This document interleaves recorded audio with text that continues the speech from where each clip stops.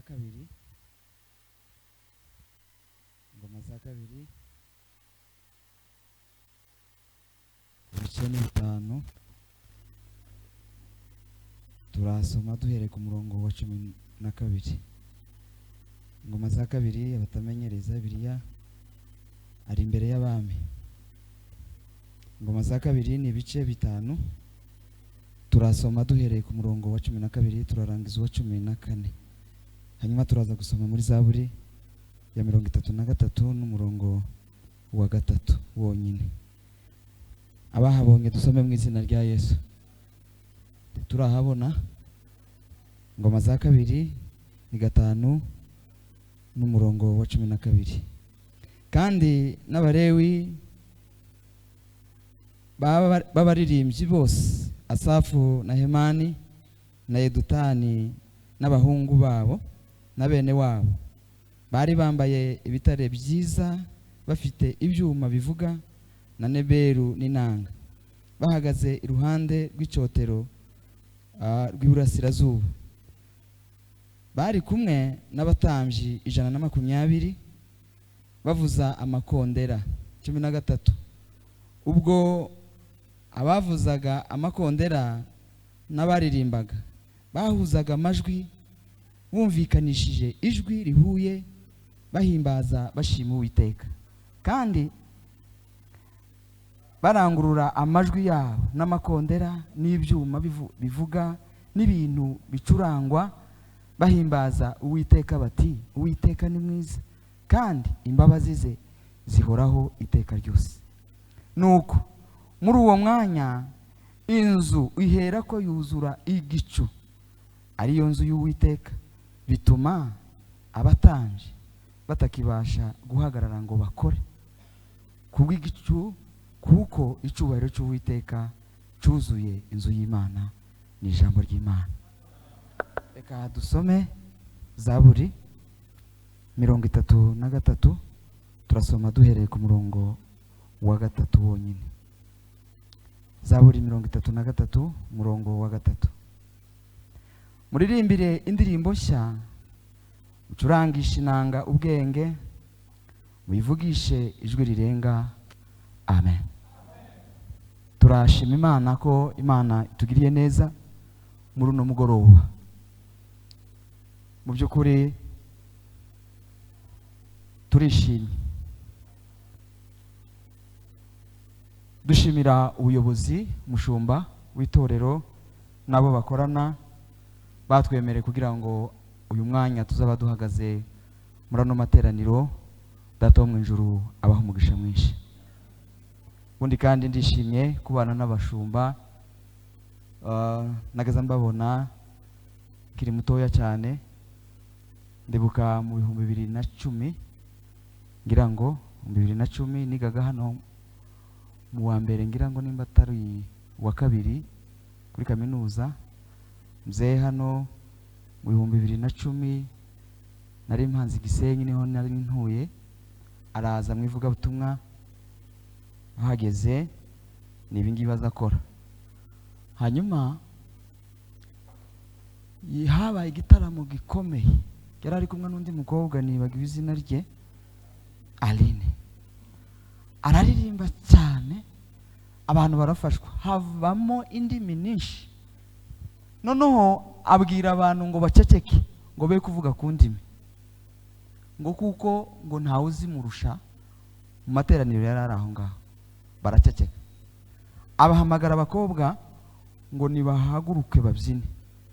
Barimo umukobwa umwe yitabye Imana, twariganaga, umukobwa wari Panda, ngo ni beza, twariganaga.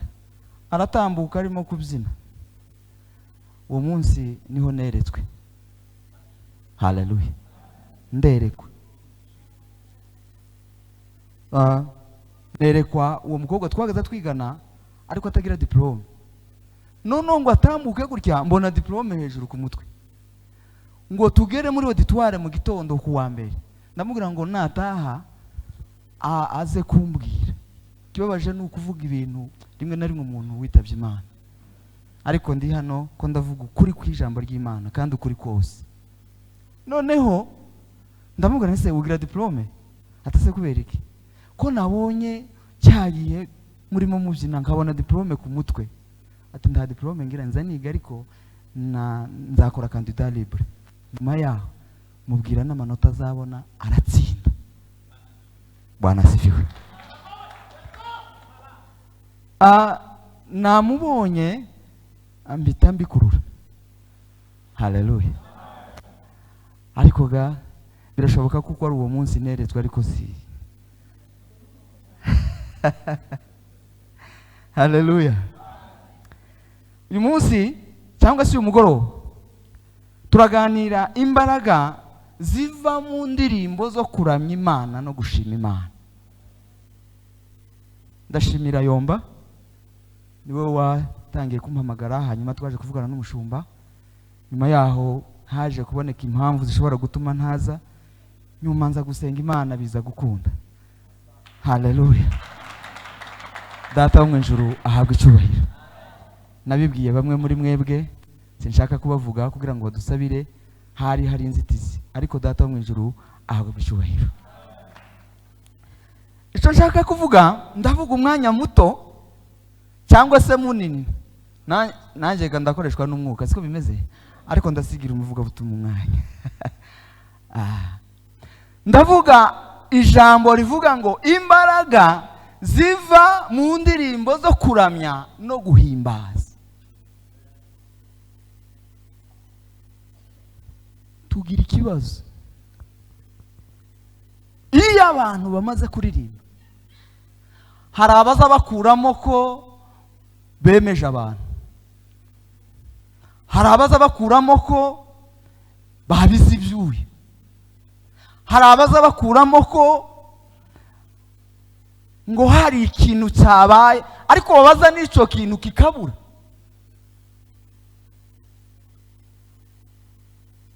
Dutegerezwa kwiga ijambo ry'Imana dusa nk'abantu bazabibazwa ejo. Hari umurundi waririmbye, araririmba aravuga ngo njyewe ndaririmba kandi ngo ndaririmbira Imana, n'abaririmbira ubusa nabo ngo baragira gute? Nabo ngo bararirimba.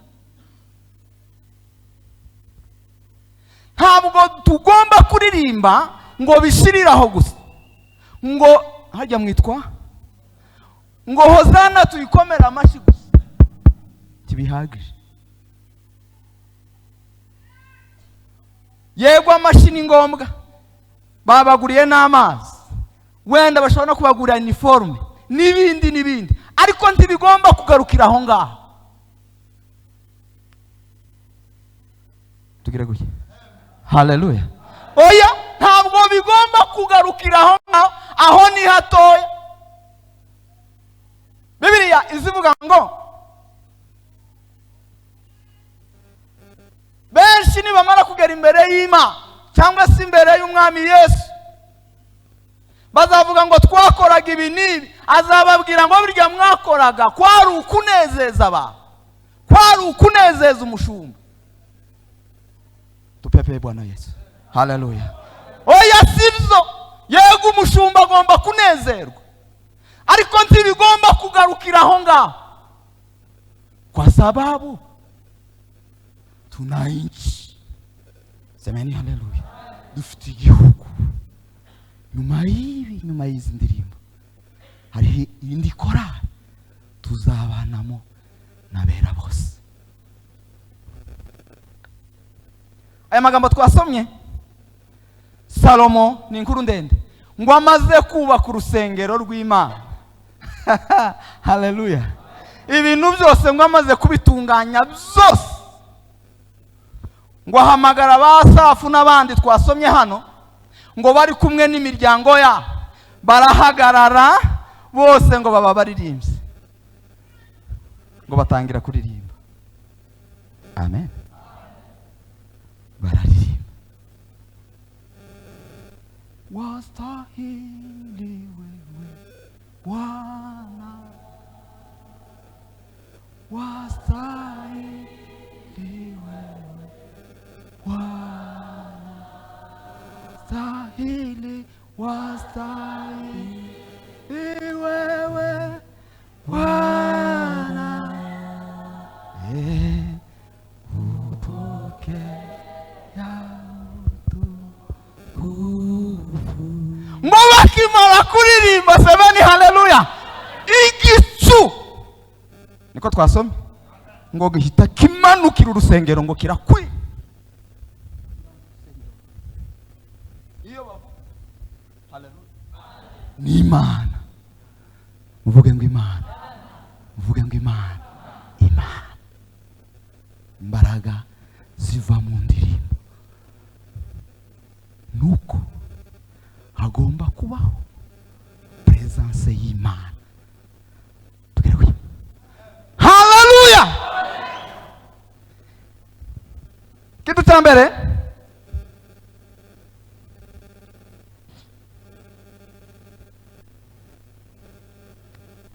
nguvu za nyimbo zinavuta uwepo wa Mungu ndani ya kanisa. Amen. Indirimbo apana gukurura abantu. Oya. Apana gukurura mashabiki. Apana gukurura abafana. Ziza zimanura ubwiza bw'Imana. Semeni haleluya. Ubwiza bw'Imana bukamanuka. Bwarangiza kumanuka, niko twasomye ngo abatambyi bananirwa kuyobora. Tugira gutya. Haleluya. Timwabonye ko uyu mugabo yananiwe kuyobora? Nafurahia baraka zote za ulimwengu waro. Tugira ikibazo mu matorero, liturujia, teoloji, gahunda n'ibindi, ariko iyo presence y'Imana yamanutse, semeni haleluya, abasanze abapasteri bazabananirwa kukontrola bya bindi. Hari ahantu nagiye kubwiriza bama banshiraho igipapuro, biza bigenda gutya bikagenda gutya bikagenda gutya, nyuma y'iminota ingahe ntakuyirenze. Ariko kama nguvu za Mungu zinakuja, semeni haleluya, tuzatuvuka iyo mipaka.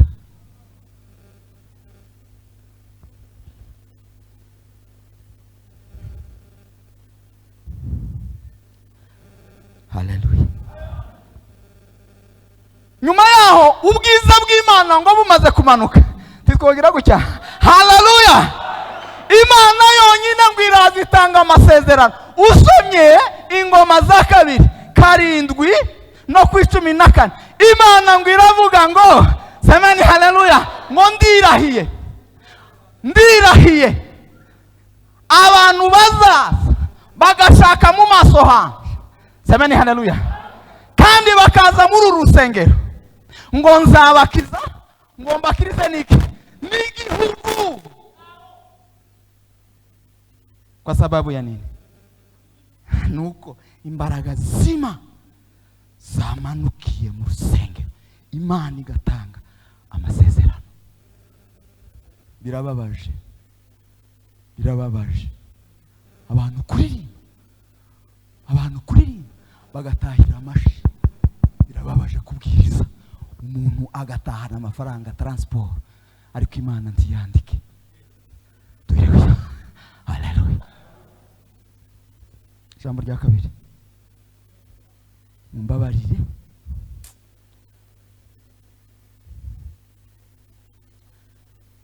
imbaraga z'indirimbo zinaondoa, ziza zikuraho imbaraga z'umwijima, zigakuraho isari.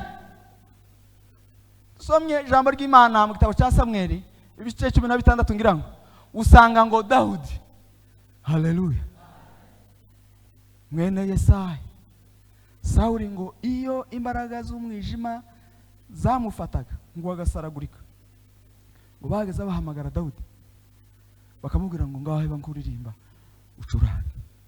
Yarangiza ngo akaririmba agacuranga, imbaraga z'umwijima ngo zigahunga. Amen. Imbaraga z'umwijima zigahunga.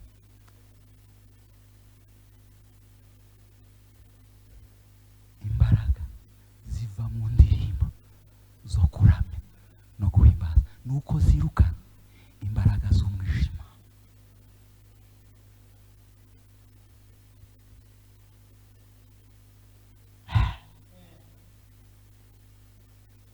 Dufite ikibazo, amatorero yose afite ikibazo.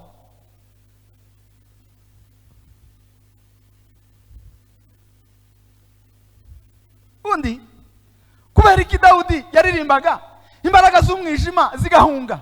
Mureke mbabwire ibintu bibiri cyangwa bitatu. Dawudi, semeni haleluya, yari yarasizwe amavuta yo mu ihembe. Apana amavuta yiki yo mu icupa. Sauli yasizwe amavuta yo mu icupa, Dawudi asigwa amavuta yo mu ihembe. Nigeze mbona ihembe hano ryagiye rirahari, banguriza namwe.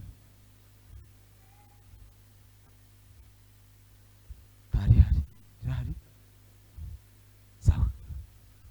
Murabona rino hembe? Murabona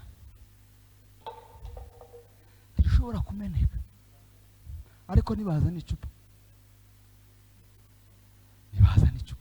gatoya gusa rikaba ryamenetse, kandi abantu bakaza bigirayo ngo batarikandagira. Umuririmbyi wasizwe amavuta yo mu icupa nuko umugenda buhoro, azakomeretsa itorero, azakomeretsa konditeri, azakomeretsa umucuranzi, azakomeretsa. Uvuga ngo amen. Ariko umuririmbyi wasizwe amavuta yo mu icupa, amen. Nubwo ibigeragezo byose, yeye tu anasimama imara, yasizwe amavuta yo mu icupa. Sauli yamaze imyaka 2 gusa, imyaka 2, iyindi yose ayikora yarasiguruwe. Undi gusibwa, verbe gusibwa mu Gifaransa, abandusha Igifaransa bayita gute? Hariho abantu banowe. Bwana ziviwe sana. Tugira gutya, haleluya. Ngiye gukopeza n'abakecuru batagiye ku ishuri. Haleluya. Hariho abantu bazabita ngo ni banowe, abantu batigeze bagira gute. Hakaba n'abandi bitwa ngo ni ba exe we, abantu bagize gute basiguruwe. Hakaba n'abandi bitwa bawe, abantu bagize gute basizwe. Muri bande? Muri banowe? Muri ba exe we? Muri bawe? Mubakomera amashi. Ngo ni bawe. Semeni haleluya.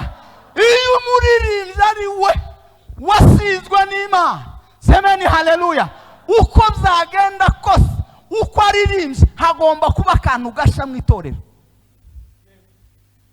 Twagira gutya, haleluya. Nigeze mbona muri repetition iwacu kwigishigo, muri repetition, kandi repetition yo kwiga indirimbo iba mu rusaku.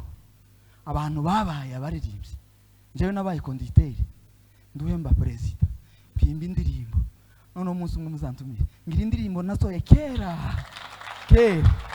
ndazigira nimba ari 2 nimba ari 3, ndazigira n'ubu muri telefone. Oya niyo nasize mu rugo, ndatubwira utwo turirimbo muri studio. Amen. Nimba hari ikintu kibamo muri korali ni urusaku. Umwe akaririmba gutya, baba barimo kwiga gusa, undi akaririmba gutya.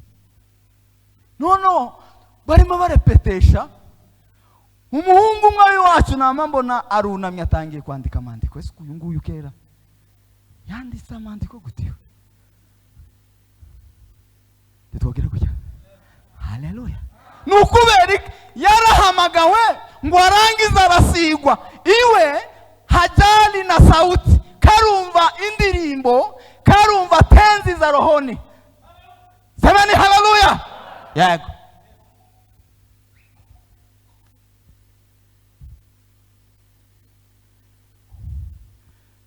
Cya gatatu, Dawudi yari afite, ngo yari afite umutima, semeni haleluya, Imana ngo yishimira. Yari afite umutima Imana yishimira. Hari abaririmbyi baririmba ahangaha, umuntu ashobora kuririmba ahangaha adafite n'umutima umuvyeyi we yishimira, kandi umuvyeyi w'umukristo, apana umuvyeyi w'umunebwe. Yarangiza ngo karirimbe ahangaha, ki wowe ufasha amateraniro, ki wowe yafasha. Amen. Ki wowe yafasha.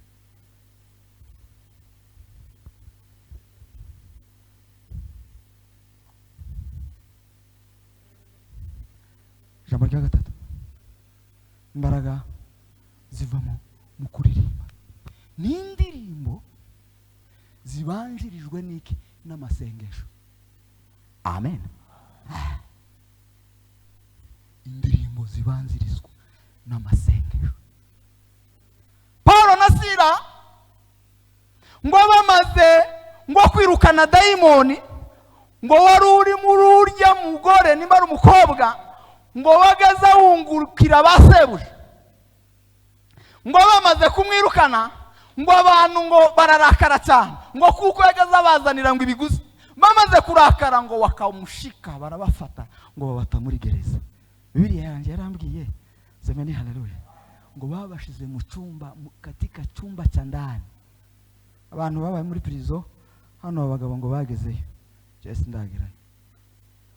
Hariho prison y'abantu benshi muri rusange, hakaba n'indi prison ibi ndani ya prison. Ndabeshe se ko bimeze?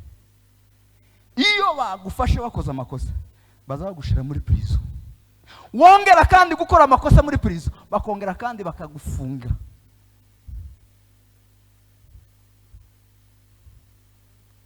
Ngo wakamutia ndani ya chumba cha ndani, ngo baramufunga. Bamaze kumufunga, ngo nta kindi kintu bakoze, baravuze ngo mbere yuko turirimba, semeni haleluya, kugira ngo havemo imbaraga, baravuga ngo nta kindi tugomba gukora, tugomba kubanza gusenga. Ngo barasenga, bamaze gusenga ngo bararirimba, milango ya gereza ikafunguka.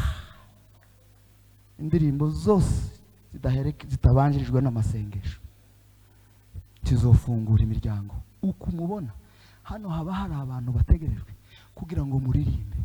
Hari abakingiranywe n'ubusambanyi, hari abakingiranywe n'ishari, hari abakingiranywe, ariko iyo mwasenze mwarangiza mukaririmba, ibyo bintu biza bikinguka. Duhe Imana icyubahiro. Haleluya.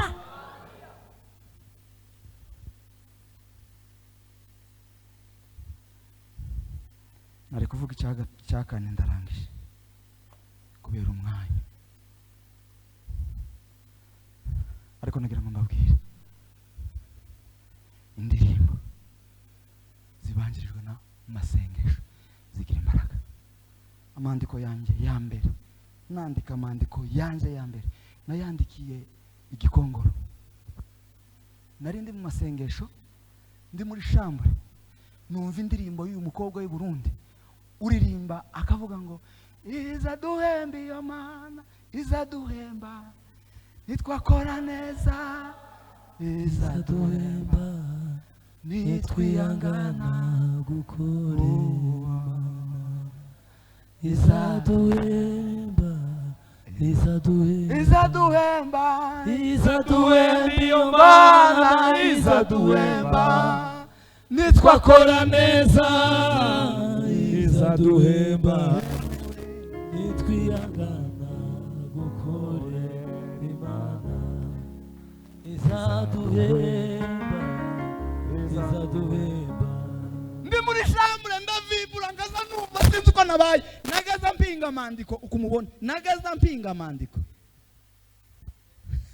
nari nje nyine ndakinga, ndangize ndandika idubure feye, undangize mve mu mwuka, umutima urambwira ngo ibi bintu wanditse ntibizovuga. Naje umutima urambwira nta muntu nzobishira ngo abisobanure, kuko no bimushira yovangirwa. Nama mbikubita muri portemone. Mwaka wa mbere ngo hobo umwaka wa kabiri ngo hobo, uwa gatatu dukubitana n'agafasi muri Foursquare mu Ruhengeri. Tugire gutya. Haleluya, amen. Abantu bataza batahura imbaraga z'umwuka wera. Fasi arahaguruka aravuga ngo nimuzane ngo amandiko, ngo abantu bafite amandiko hano. Abayumbe bazamera nk'abanyabiheko. Bamabirukanga bajana amandiko. Aravuga ngo ntabwo ari aya ngaya. Ndavuga ati none nayahe. Nayahe. Kosa yambonye. Atoya ntabwo ari aya. Bamwe bakabirukanga n'amajenda. Yanditse muri agenda atoya. Hano hariho umuntu wanditse amandiko. Ari wenyine muri shambure.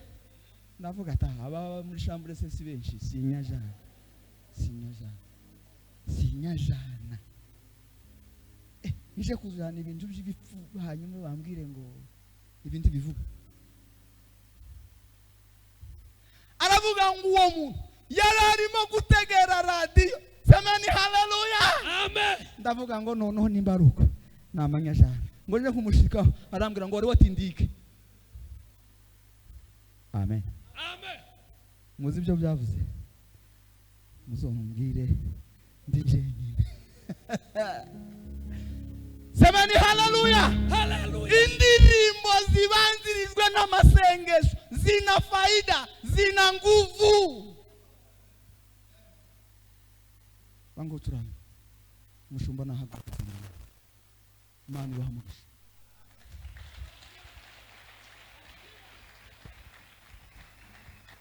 Izaduhembi amana, izaduhemba. Nitwakora neza izaduhemba, nitwihangana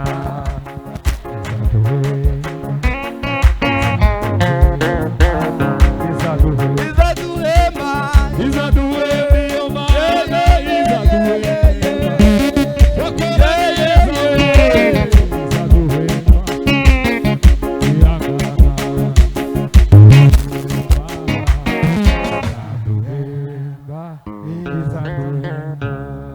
Mani baha umugisha.